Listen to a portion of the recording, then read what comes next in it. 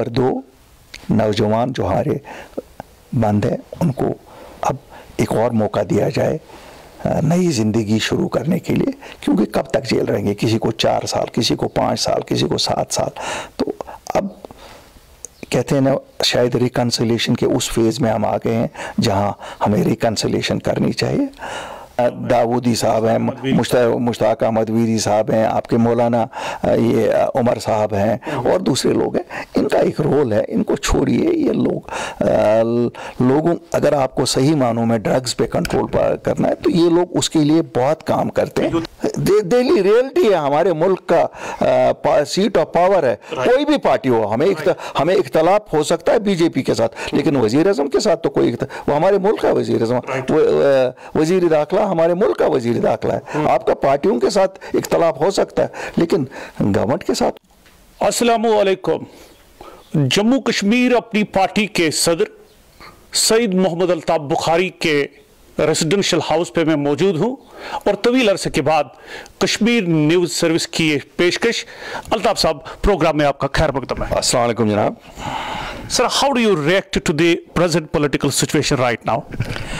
देखिए, जो current political situation है इस वक्त, अगर हम बिलउमूम अमन है पूरी जम्मू कश्मीर में, लेकिन थोड़ा सा कुछ एडमिनिस्ट्रेशन की मैं क्या बताऊं, कभी अगर अल्फाज में नाअहलियत कहूं तो शायद थोड़ा सा उनको बुरा अगर ना लगे, कभी कभी नाअहलियत करते हैं। आज जुम्मतुल विदा का दिन था, जामा मस्जिद बंद नहीं होनी चाहिए थी।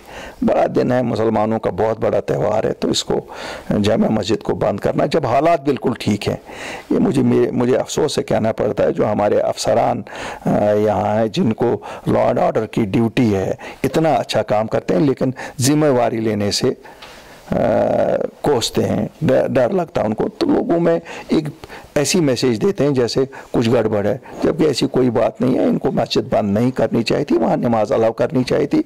मुझे उम्मीद है कि आगे की जो सब नमाजें अलाउ करेंगे। इसमें एक जब हम आम लोग कहते हैं कि हालात ठीक है, तो ये मुझे पता नहीं क्यों ये अफसरान जिम्मेवारी से शर्क करते हैं।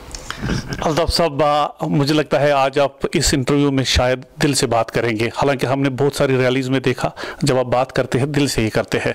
लेकिन जो मेरा पहला सवाल था, आपने पॉलिटिकल सिचुएशन पे रिएक्ट किया, काफ़ी अच्छा लगा। अब मैं जो मेरे जहन में था मैं शायद ये तब्दील कर सकता हूँ, लेकिन दूसरी तरफ ये भी सर आया है, डेवलपमेंट हो रही है, स्मार्ट सिटी बन रही है, टनल्स बन रहे हैं, और आप भी कभी कभी सरकार की तारीफ भी करते हैं। बताऊँ कि मुबारकबादी के हकदार हैं। गडकरी साहब आए, उन्होंने जैसे ये जोजिला टनल पे काम जिस शिद्दत से चल रहा है, बहुत मुबारकबादी की बात है। उन्होंने ऐलान किया हमारी मुगल रोड पे पीर की गली वाली टनल, तो बहुत मुबारकबादी की बात है। हम तो कहते हैं कि उसका अगर टाइमलाइन फिक्स हो जाए तो बड़ा अच्छा होगा। इसी तरह साधना टनल की बात हमने की, अगर बनेगी तो अच्छा है। राजदान टनल की बात की, ये हमारे वाइलू किश्तवाड़ वाइलू टनल की बात है, वो हो जाएगी। तो ये सब चीज़ें हमारे लिए ज़रूरत है। उड़ी पुंछ के बारे में आज ही कहा गया है, दुबजन शोपियान रोड के बारे में कहा है, या लोरन टंगमरग जो ये रास्ता बन रहा है, ये तो सब चीज़ें डेवलपमेंट है और इसी को डेवलपमेंट कहते हैं। देखिए, जब चीज़ें ये हो जाएंगी, डेवलपमेंट है। और मुझे नहीं लगता है कि आंखें बंद करनी चाहिए इंसान को। नहीं जी, जो अच्छा हो रहा है अच्छा कहते हैं, जो अच्छा नहीं हो रहा। आपने स्मार्ट सिटी की बात की, ये ठीक है, स्मार्ट कहा गया, लेकिन है कहाँ? इन्होंने तो सड़कों का सत्यानाश किया। हमने तो कहीं नहीं दुनिया में देखा कि साइज सड़कों का विड्थ कम की जाती है, इन्होंने तो विड्थ कम की। तो काफी डस्ट का सामना उनको, डस्ट पोल्यूशन का तो इन्होंने कोई ख्याल ही नहीं रखा। लेकिन मुझे पता नहीं है, जो लोग ये प्लान कर रहे हैं वो होंगे नहीं कहीं। कल को तो हमें खमियाजा उठाना है, हम जो यहाँ के रहने वाले हैं, हम लोगों को खमियाजा उठाना है। कल ट्रैफिक स्नैक्स जो होंगी, जो इतने चौड़ी सड़कें थी तब होते थे, तो इस के बाद तो अल्लाह ही हाफिज होगा। लेकिन क्या करेंगे, तभी कहता हूँ ना, ब्यूरोक्रेटिक रूल है, दे आर नॉट अकाउंटेबल। इनको जो मर्जी आती है, ये इनपुट किसी से लेते नहीं है। अब अगर इनको एडवाइस दे दो तो इनको गुस्सा आता है। इनको कभी कभी आप एलजी साहब से तो मिलते रहते हैं, आपकी बात क्या मतलब असर अंदाज है सरकार पे के? मैं बताऊंगा एलजी साहब अकेला क्या कर सकता है। He might have the best of intentions, लेकिन काम करने वाले तो कारिंदे तो वही यही हैं इसके। तो इसलिए मैं नहीं कह सकता हूं कि एलजी साहब हर एक काम को खुद दे सकते हैं। उन्होंने जिम्मेवारी लगाई थी इन लोगों को, मगर इसकी प्लानिंग दोनों जगहों पे, जम्मू में भी और श्रीनगर में, सही नहीं हुई है। और शायद हमारा मुशाहिदा है, जो रिपोर्ट्स हमें मिल रही है, कोई सरकार आती है, किसी सरकार ने पहले प्रोजेक्ट बनाया होता है, फिर दूसरी सरकार आती है, वो बोलती है शायद वो प्रोजेक्ट ठीक नहीं था, उसको डिसमेंटल किया जाता है इस एहसास के बगैर कि जो पैसा उस पर खर्च किया गया शायद वो लोगों का पैसा नहीं है। ये बिल्कुल सही बात है आपकी। मैं तो पहले भी कह रहा हूं, जो रोड्स बने, जो ये तोड़े इन्होंने रोड्स, ये तो 38 लाख रुपए पर किलोमीटर लगा था। और बदकिस्मती की बात है, जो टार इन्होंने उठाया, जो वहां से रीयूज नहीं किया, वो रीयूज का हो सकता था, पता नहीं क्यों नहीं किया। या यहाँ लाल चौक में पहले भी एक मेरे से पहले जो एमएलए थे, उन्होंने कुछ बनाया था 8-9 करोड़ रुपया, वो भी डाउन द ड्रेन गया। बहरहाल मैं उस पर बहुत ज़्यादा नहीं ये कहूँगा, मैं आपको यही कहूँगा, आप देखिए ये कॉन्वेंट स्कूल के पास फुट ब्रिज है, ट्रहना जीरो ब्रिज पे है, जो ये फुट ब्रिज है इसकी बेस बनाई गई है मोटरेबल ब्रिज की। अब उस वक्त की सरकार में उस वक्त उन्होंने सोच नहीं जी, उनको पसंद नहीं आया, कोई ऐसी ही कोई आर्किटेक्ट आ गई थी जैसे ही इस या स्मार्ट सिटी को, उसने कहा नहीं जी फुट ब्रिज बनाओ। तो सरकार को ये भी देखना चाहिए स्मार्ट सिटी किससे बनेगी, they should make this as a motorable bridge. बहुत ही इमर्ज हो रही थी और गालिबन शायद आपकी पार्टी इस वक्त that is flourishing into the nook and corner of Jammu and Kashmir union territory, शायद ये हमारा मानना है। और आपके मुझे लगता है हर एक जगह आपका यूनिट है, आपकी पार्टी काडर जो है वो खड़ा है। टेल मी ऑनेस्टली, जो स्लोगन आपने दिया था, आपकी पार्टी कितनी कामयाब हुई लोगों की सफरिंग्स को ईज आउट करने में? देखिए भाई, मैं एक चीज़ आपको बताऊंगा, अल्लाह के फजल से 8 मार्च 2020 को जब पार्टी बनी, हमने वादा किया था कि हम सच की सियासत करेंगे। सच की सियासत का मतलब है जो सच है सच है। देखिए मेरा मानना है, हमारा मुकद्दर हिंदुस्तान के साथ जुड़ा है। We are an inalienable part of India. Right. हमें जख्म भी दिल्ली ने दिए, मदावा भी दिल्ली के पास है। बिल्कुल। और यही सच है। मैं अपने नौजवानों को कभी कोई चीज़ झूठ नहीं बोलूँगा, मैं वैसे नारे नहीं दूंगा जिससे जज्बात उनके उभरेंगे। मैं कोई कम्युनल बात नहीं करता, मैं कोई रीजनल बात नहीं करता। क्यों? जम्मू के भी वही मसाइल हैं जो कश्मीर के मसाइल हैं, साझे जब मसले हैं तो हमें किस चीज़ की दूरी है। आपने देखा होगा जम्मू में भी अपनी पार्टी फ्लोरिश कर रही है, यहाँ भी फ्लोरिश कर रही है। हम सब की कोशिश होनी चाहिए कि हम सही रास्ता नौजवान को दिखाएं, उसको सही बताएं, ताकि उसका फ्यूचर ठीक हो जाए। उसमें नहीं है, उसके लिए हम लड़ते हैं, और जो सही है उसके लिए हम तारीफ करते हैं। और राब्ते मैं बताऊंगा, जिसको भी जम्मू कश्मीर में अमन, तरक्की, खुशहाली चाहे, उसको दिल्ली के साथ राब्ते तो रखने ही पड़ेंगे। और मैं आज आपको ये भी बताऊंगा, वो झूठे सियासतदान हैं, मक्कार सियासतदान हैं, जो आपको कहेंगे हम दिल्ली के साथ कोई राब्ता नहीं रखते। No politician can exist and no politics can exist without taking Delhi into account. Delhi is a reality. Delhi reality है, हमारे मुल्क का सीट ऑफ पावर है। कोई भी पार्टी हो, हमें इख्तलाफ हो सकता है बीजेपी के साथ, लेकिन वजीर आज़म के साथ तो कोई, वो हमारे मुल्क का वजीर आज़म, वजीर दाखिला हमारे मुल्क का वजीर दाखिला है। आपका पार्टियों के साथ इख्तलाफ हो सकता है, लेकिन गवर्नमेंट के साथ तो नहीं है। वो मेरे भी वजीर आज़म उतने ही है जितने वो किसी और के हैं। Is it true with all the politicians right now, whatever the situation you are facing, जो अभी सिचुएशन बन रही है, जैसे जो आपसे पहले के लीडर है, लीडर इन सेंस कि जिन्होंने पॉलिटिकल पार्टीज यहाँ पे लॉन्च की है, there is no denying of the fact National Conference है, पीपल्स डेमोक्रेटिक पार्टी है, लेकिन आपने जिस बूम से, जिस ताकत से अपना दबदबा जम्मू कश्मीर यूनियन टेरिटरी की सियासत में अभी डाला है, शायद वो अभी असर रख रहा है। लेकिन क्या वो उमर साहब फारूक साहब, महबूबा जी, उनके भी राबते वैसे ही ठीक है उनके साथ? देखिए, मैं आपको बताऊं, मेरा उनके साथ मुकाबला ही नहीं है। वो बहुत बड़े लीडर हैं, वाराना लीडर हैं। मैं तो पेशा वाराना लीडर नहीं, मैं आम सा साधारण आदमी हूं जिसने ये देखा कि 5 अगस्त 2019 को जो हुआ, हमारे लोग मुसीबत में फंस गए। सड़कें बंद थी, रोड्स बंद थे, दुकानें बंद थी, ट्रांसपोर्ट बंद था, हमारे नौजवान बुजुर्ग बाहर बंद थे। तो मैंने कहा इस वक्त लोगों की मदद करनी है, हम निकले। और ये हो ही नहीं सकता है। देखिए, वो तो चाहते हैं उनके, they are their own people. लेकिन उन्होंने तो नाला भी है ना राइट नाउ। देखिए, वो नाला है या नाला है, वो तो उनकी सियासत है। अगर उनको लगता है कोई चीज़ उनके साथ ठीक नहीं हो रही है, लेकिन उन्होंने भी अपने अपने दौर में वैसी चीज़ें की होंगी, तो ऐसा नहीं है। मेरा कभी भी मानना नहीं है। They are all in touch with Delhi. क्यों? जिस वक्त वज़ीर आज़म ने हमें 1 साल बाद हमारी पार्टी बनाने के बाद बुलाया 21 जून 2021 को, सभी तो ये थे, आपने देखा होगा।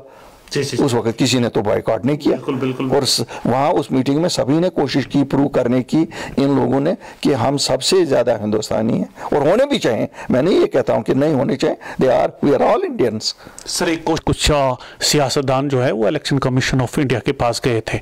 जाहिर सी बात है, सबका हक है, लेकिन क्या आपके जहन में मनसूबा है कि you are going to meet election commission of India और for that matter the prime minister और the home minister of India? देखिए साहब, मैं बताऊंगा, मैं तो बार बार कहता रहा, मीटिंग में कहता रहा हूं, हमने तो लोगों के साथ, आपने देखा होगा 2022 में पब्लिक से ये डिमांड करवाई कि इलेक्शन फौरन किए जाएं और स्टेटहुड बहाल की जाए। हम तो लोगों की स्ट्रेंथ के बिहाफ पे दिल्ली के साथ बात करते हैं, और हमने लोगों के ज़रिए से, जलसों के ज़रिए से मैसेज दे दी कि इलेक्शन को होने चाहिए।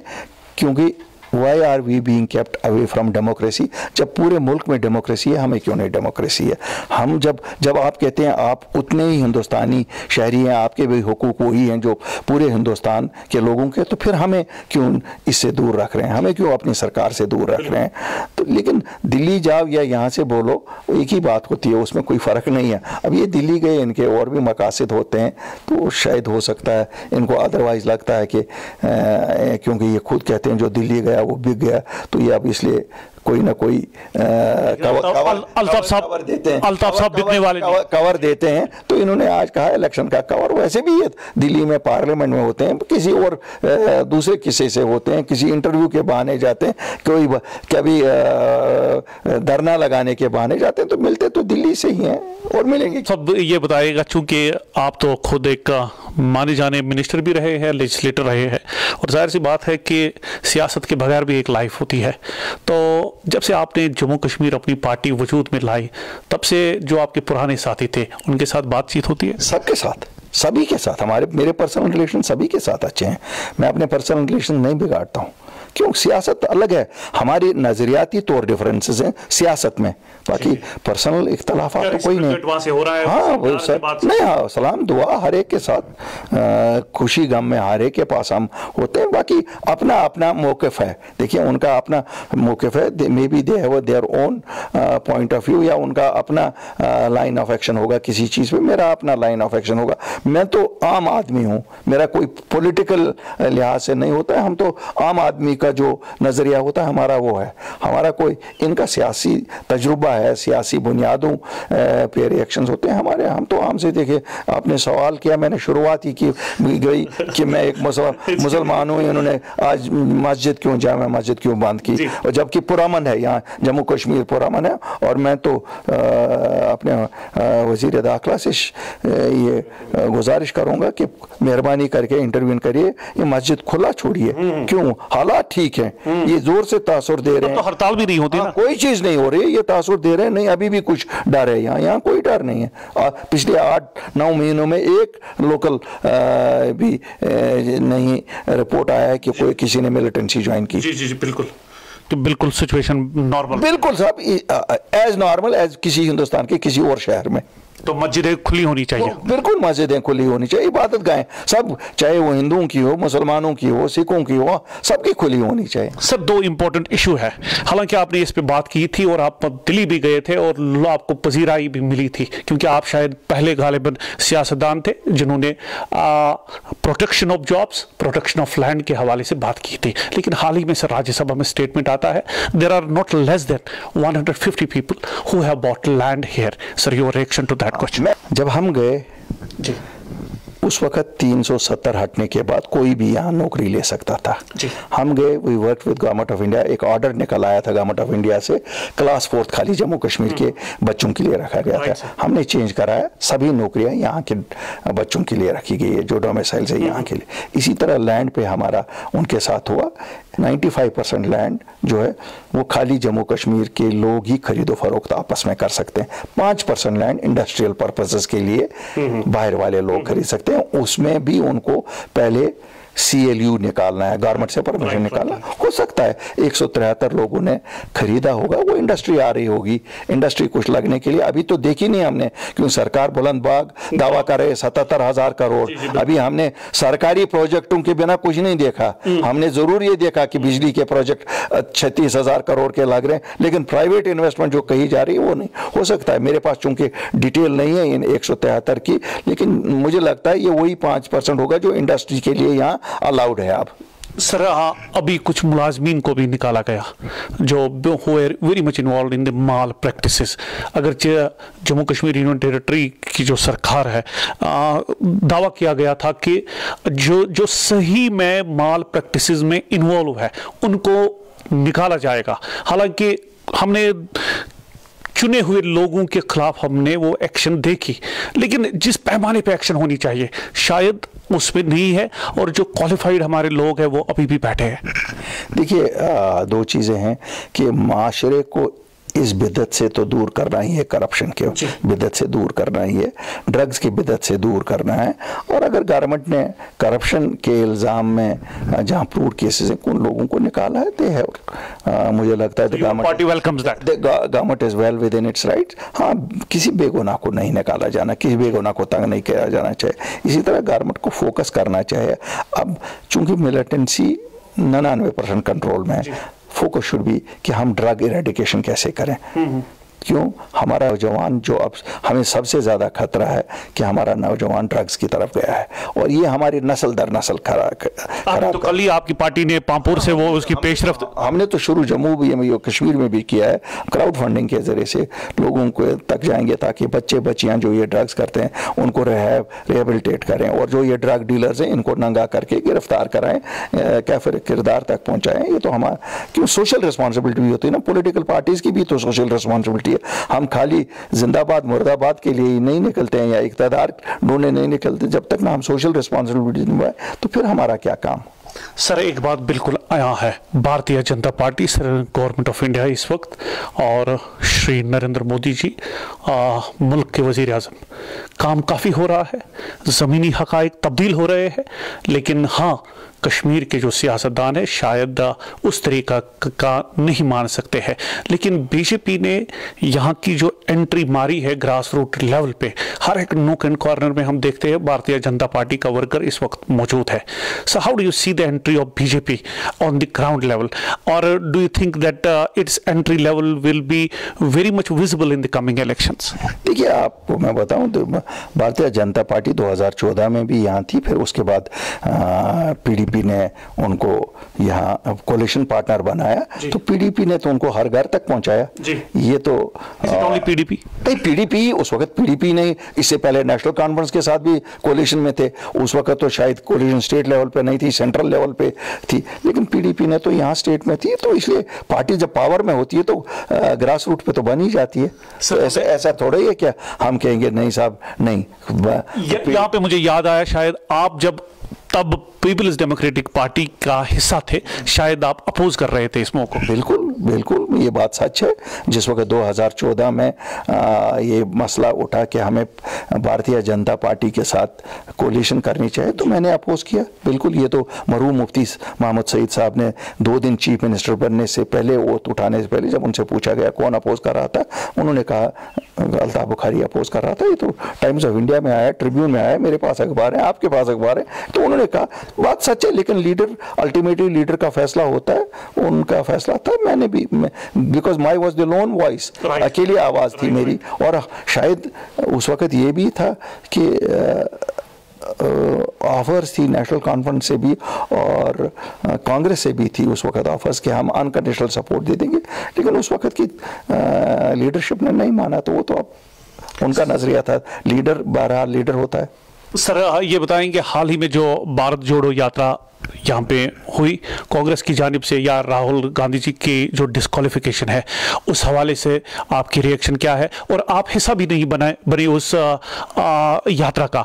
डू यू थिंक कि आप अपने लिए ऐसी स्पेस ढूंढने में अभी तक कामयाब हो रहे हैं जो आपके जहन में है और जिसकी तर्जुमानी लोग कह रहे हैं कि शायद सईद मोहम्मद अल्ताफ बुखारी साहब कर रहे हैं? देखिए, मैं बताऊंगा साहब, मैं एक छोटी सी रियासत भी नहीं रही यूटी में, मेरी पार्टी है, हमारे मसाइल डिफरेंट है पूरे हिंदुस्तान के मसाइल से।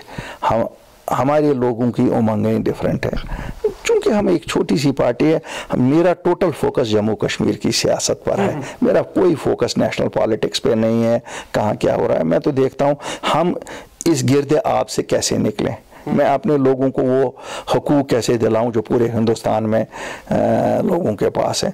तो इसलिए मैं ना दाएं देखता हूं ना बाएं देखता हूं, मैं सीधा देखता हूं कि साहब मैं अपने लोगों का कैसे वो मकसद पूरा करूं जिसके लिए हम सामने आए, और इसीलिए मैं फोकस इसी पे करता हूं। ना मैं दाएं देखता हूं कौन क्या पार्टी कर रही है, कौन से लीडर के साथ क्या हुआ। क्यों, हमारा कज़िए ज़मीन बरसर ज़मीन जम्मू कश्मीर, इतना ही मेरा मसला है। तो हम देखते हैं अमन अमान रहे।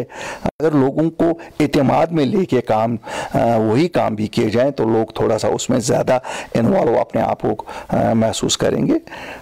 नंबर 1। नंबर 2, नौजवान जो हमारे बंद हैं उनको अब एक और मौका दिया जाए नई ज़िंदगी शुरू करने के लिए, क्योंकि कब तक जेल रहेंगे, किसी को 4 साल, किसी को 5 साल, किसी को 7 साल। तो अब कहते हैं ना, शायद रिकन्सिलेशन के उस फेज़ में हम आ गए हैं जहां हमें रिकन्सिलेशन करनी चाहिए। कुछ और हमारे मजहबी पेशवा हैं, हाँ, जैसे आपके दाऊदी साहब हैं, मुश्ताक अहमद वीरी साहब हैं, आपके मौलाना ये उमर साहब हैं, और दूसरे लोग हैं। इनका एक रोल है, इनको छोड़िए। ये लोगों, अगर आपको सही मानों में ड्रग्स पे कंट्रोल करना है तो ये लोग उसके लिए बहुत काम करते हैं। You think they can play a very vital role? Can play a very vital role। और इनको बांध रखने से क्या फायदा है? तो मेरा यह है कि इन नौजवानों को, बुजुर्गों को, जिनको बाहर के हिंदुस्तान के बाकी जेलों में रखा गया है, उनको लाके वापस एक फेज, डिटेल भी पता नहीं है कितने, और एक फेज जो अब रिकन्सिलेशन का हुआ है, बिकॉज जम्मू कश्मीर के लोगों ने अमन का दामन पकड़ लिया है। जो वो वायलेंस एक जहन में चढ़ी थी वो अब छोड़ दी है लोगों ने। इसलिए बराए करम दिल खोल के आप भी वहां से रेसिप्रोकेट करिए, ताकि जो नया दौर आपने शुरू किया, इस नए दौर को एक खुशहाली और अमन का वो दौर माना जाए जो हिस्ट्री में हमेशा याद किया जाएगा। बहुत ही खूब। नई शुरुआत करने की जरूरत। सईद मोहम्मद अल्ताफ बुखारी साहब, सदर जम्मू कश्मीर, अपनी पार्टी कश्मीर न्यूज सर्विस के साथ एक्सक्लूसिव बात कर रहे थे, इस उम्मीद के साथ कि अपनी पार्टी यहां के लोगों की भरपूर तरीके से हर एक सतह पे तर्जुमानी करने में कामयाब होगी। मुस्तकबिल में ये एक बड़ा सवाल या निशान भी होगा कि अपनी पार्टी किस तरीके से जम्मू कश्मीर की सियासत में अपनी छाप छोड़ने में कामयाब होगी। अल्ताफ साहब, आपने हमें वक्त दिया, आपका बहुत बहुत शुक्रिया। I am very thankful to you, क्योंकि जब आपसे बात करते हैं, आप यकीन मानिए, आप जब दिल से बात करते हैं, मजा भी आता है सुनने को, और जो देखने वाले हैं इनको भी। आखिर पे कोई खास अपील जो यहाँ के लोगों तक आप पहुंचाना चाहेंगे? बस पुरअमन रहिए, अमन हमारी मजबूरी है, दिल्ली की मजबूरी नहीं है। शुक्रिया। बहुत ही खूब। मुझे दीजिए अपने साथी सज्जाद के साथ इजाजत। खुदा हाफिज।